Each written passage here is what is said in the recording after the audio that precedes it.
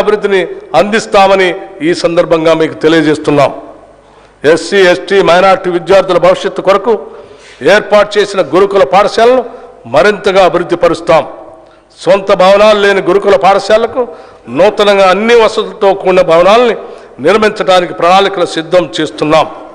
అన్ని గురుకుల పాఠశాలల్లో సౌర విద్యుత్తుని ఏర్పాటు చేసి దాని ద్వారా ఆదాయ విద్యుత్ వినియోగ ఛార్జీల్ని తిరిగి అవసరమైన చోట వాటి అభివృద్ధికే ఉపయోగిస్తాం. ఎస్సీ గురుకులాల భవన నిర్మాణాలకి 1000 కోట్ల రూపాయలు మరియు ఎస్టీ గురుకుల భవనానికి 250 కోట్ల రూపాయలు ఈ బడ్జెట్లో ప్రతిపాదిస్తున్నాం. గురుకుల పాఠశాల సొసైటీ ద్వారా నూతనంగా 2 MBA కళాశాలల ఏర్పాటు ప్రక్రియ ప్రారంభించాం. వీటి ప్రతిపాదనలను ఇప్పటికే all India council for technical education వారికి తగిన అనుమతి కొరకు సమర్పించడం జరిగింది. రాష్ట్రంలోని గురుకుల పాఠశాలకు బోధనా సిబ్బంది నియామకాలు అతి త్వరలోనే పూర్తి చేయబోతూ ఉన్నాం.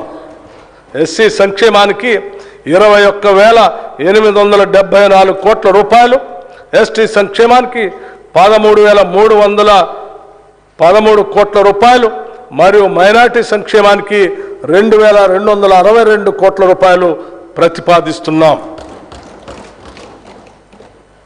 బీసీ సంక్షేమం మనిషిని మహోన్నతుడిగా తీర్చిదిద్దేదే విద్య ఒక్కటే అని చెప్పిన మహాత్మా జ్యోతిబా పూలే అడుగుజాడల్లో నడిచేందుకు సంకల్పించుకున్న ప్రభుత్వం మాది.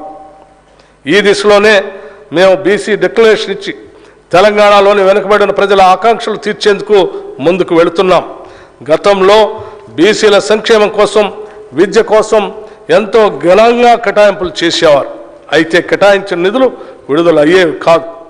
కేవలం ఎన్నికల సంవత్సరంలో మాత్రమే కేటాయించిన నిధుల్లో కొంత మేరకు విడుదల చేసేవారు. ఈ విధంగా ప్రజలను మభ్యపెట్టే ఒక దుష్ట సాంప్రదాయాన్ని గత ప్రభుత్వం అనుసరించింది. అయితే పేద, బడుగు, బలహీన వర్గాలకు చెందిన విద్యార్థులకి మెరుగైన సౌకర్యాలు కల్పించి నాణ్యమైన విద్యను అందించాలన్నదే మా సంకల్పం. అదేవిధంగా సమాజంలోని అత్యంత నిరుపేదలైన వారి కుటుంబాల నుంచి వచ్చే విద్యార్థులు ఎక్కువగా ఉండే గురుకుల పాఠశాలపై మరింత ఎక్కువ మొత్తంలో నిధులు ఖర్చు చేయాలని నిర్ణయించాం. కేంద్రం అమలు చేస్తున్న సావిత్రిబాయి పూలే అభ్యుదయ యోజన పథకం నుంచి కూడా అదనపు నిధులు సాధించి తెలంగాణలో పకడ్బందీగా అమలు చేస్తాం. బీసీ విద్యార్థులకి ఉపకార వేతనాలను క్రమం తప్పకుండా అందిస్తాం. అంతేకాదు, విదేశీ విద్యా పథకం కింద మరింత ఎక్కువ మంది విద్యార్థులకు చేయూత అందిస్తాం. ఈ చర్యల ద్వారా బలహీన వర్గాలకు చెందిన విద్యార్థులు మరే ఇతర విషయాల గురించి ఆలోచించకుండా విద్యాభ్యాసం చేసి జీవితంలో ఉన్నత శిఖరాలకు అందుకునే విధంగా వారికి సహాయపడతాం. ప్రైవేటు భవనాల్లో ఉన్న బీసీ హాస్టళ్లకు ప్రభుత్వ భవనాలు కట్టిస్తాం. రాష్ట్రంలో ఉన్న వెనుకబడిన తరగతుల గురుకులాలకు సొంత భవనాల నిర్మాణానికి ఈ బడ్జెట్లో 1,546 కోట్ల రూపాయలు ప్రతిపాదిస్తున్నాం. రాష్ట్రంలో ఇప్పటికీ సాంప్రదాయ వృత్తుల్లో చాలా కుటుంబాలు జీవనం సాగిస్తున్నాయి.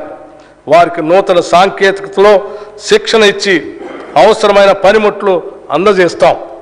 వారు చేసిన ఉత్పత్తులకి మేలైన మార్కెటింగ్ సౌకర్యాలు కల్పిస్తూ వారి అభ్యున్నతికి సహకరిస్తాం. అదే సమయంలో వారి పిల్లలకు నాణ్యమైన విద్య అందించేందుకు సహాయం చేస్తాం. వారు ఐఐటి మరియు అంతర్జాతీయ విశ్వవిద్యాలయాల్లో సీట్లు సాధించేలా అవసరమైన శిక్షణ ఏర్పాటు చేస్తాం. భవిష్యత్తులో వారు విదేశీ ఉద్యోగ అవకాశాలు కూడా అందిపుచ్చుకునేటట్టు వారిని తయారు చేస్తాం.